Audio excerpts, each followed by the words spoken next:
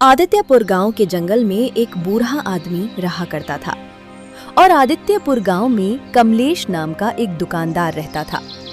वो शहर से गांव में सामान लाकर बेचा करता था और अच्छा खासा मुनाफा कमाता था। और उसी गांव में बसंत और राजू नाम के दो दोस्त रहते थे।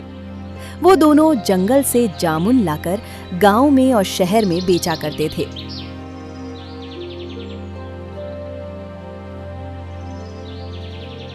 अरे राजू, आज जंगल में जामुन तोड़ने नहीं चलोगे क्या?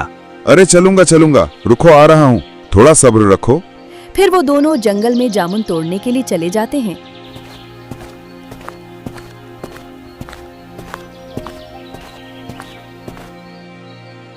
अरे बेटा, तुम दोनों जंगल जा रहे हो क्या? क्या मेरे लिए थोड़ी सी लकड़ियां काट कर ला दोगे?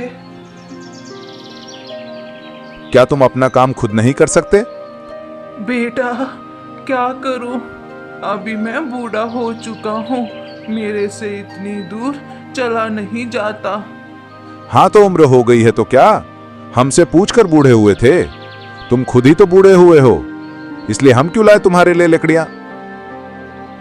अरे राजू, तुम ये क्या बोल रहे हो? आप दुखी मत होइए बूढ़े बाबा।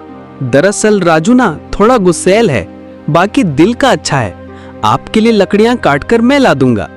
अरे ओ बसंत, तुम चुप रहो और सुनो। हम तुम्हारे नौकर नहीं हैं, समझे तुम? अपना काम खुद करो, वरना चुपचाप बैठे रहो। वो दोनों लकड़ियां और जामुन जमा कर लेते हैं। अरे गुस्सा मत करो राजू भाई, तुम ही बताओ मैं क्या करूं? बेचारे वो बूढ़े बाबा इतना सब कुछ अकेले कैसे करेंगे? काहे का बेचारा बूढ़ा आदमी, वो तो बहुत चालू है, सबसे ऐसे ही मांग मांग कर अपना काम चला लेता है। अरे तो राजू, उनका इस दुनिया में और कोई भी नहीं है। चलो अब जल्दी से, उनको देरी हो रही है। फिर वो दोनों लकड़ियां और जामुन लेकर वहां से चले जाते हैं।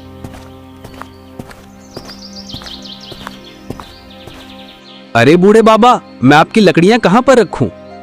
बेटा, इन लकड़ियों को उठाकर मेरे घर के अंदर रखाओ, मुझसे उठाई नहीं जाएगी। हाँ, तुम बहुत अच्छे से अपनी बातों में लोगों को फंसा लेते हो और अपना सारा काम निकलवा लेते हो। बेटा, मैं उन्हीं को अपनी मदद के लिए बोलता हूँ जो मेरी मदद कर पाए। फिर बसंत बूढ़े बाबा के घर में लकड़ियां रख देता है और फिर वो दोनों वहां से चले जाते हैं।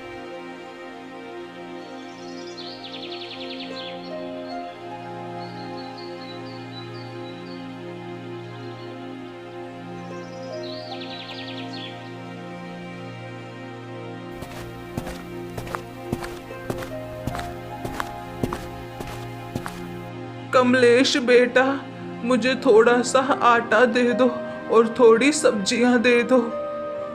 मगर काका, इसके बदले आप मुझे क्या दोगे?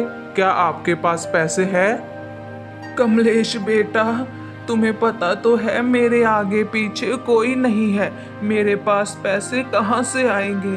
मगर मैं तुम्हें आशीर्वाद जरूर दे सकता हूँ। मुझे माफ करना बूढ़े काका, मैं तुम्हें और सम्मान नहीं दे सकता। मैं बड़ों का आदर जरूर करता हूँ, मगर हर बार मैं ऐसे मुफ्त में सामान नहीं बेच सकता। पिछली बार मैंने आपको दे दिया था। कमलेश बेटा, तुम्हें पता तो है मैं पैसे नहीं कमा सकता, मैं बूढ़ा हो चुका हूँ, इसलिए तुम ही बताओ मैं पैसे कहाँ से लाऊं? मगर मैं क्या करूं काका, मेरा घर भी तो पैसों से चलता है। अगर मैं ऐसे ही सम्मान देने लग गया तो मेरा घर कैसे चलेगा? मुझे माफ करना काका। कमलेश की ऐसी बातें सुनकर बूढ़ा आदमी वहां से चला गया।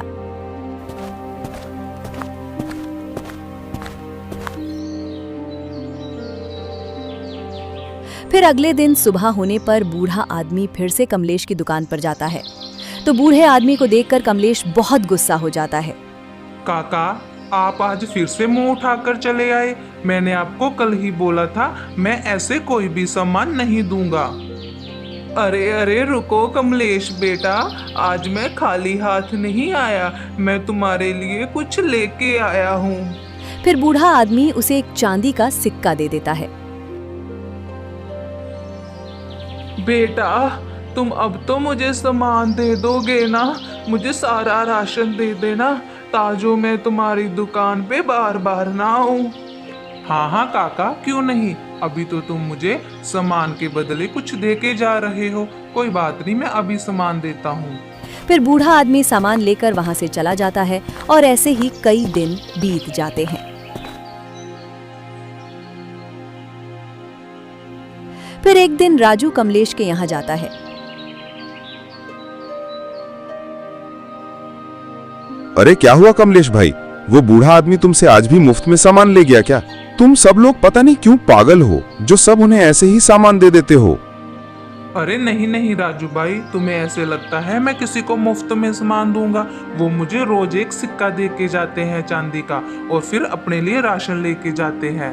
ये तुम क्या कह रहे हो? उनके पास चांदी का सिक्का कहाँ से आएगा? पता नहीं राजू भाई, जिस दिन मैंने उनको सामान देने से मना कर दिया था तो उसके अगले दिन से ही वो रोज एक चांदी का सिक्का लेकर आते हैं। मुझे तो लगता है उनके पास कोई गुप्त धन पड़ा है, इसलिए इतने सिक्के निकल रहे हैं, नहीं तो उनके तो आगे पीछे कोई नहीं है। कमलेश की ये सभी बातें सुनकर राजू के मन में लालच आ जाता है।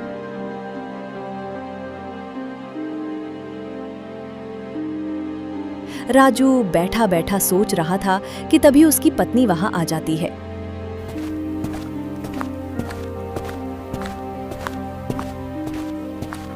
क्या राजू अपनी दोस्ती निभा पाएगा?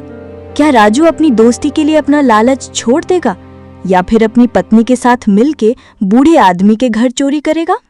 क्या राजू कभी सुधरेगा या नहीं? आइए जानने के लिए देखते हैं अन्नू की कहानियां।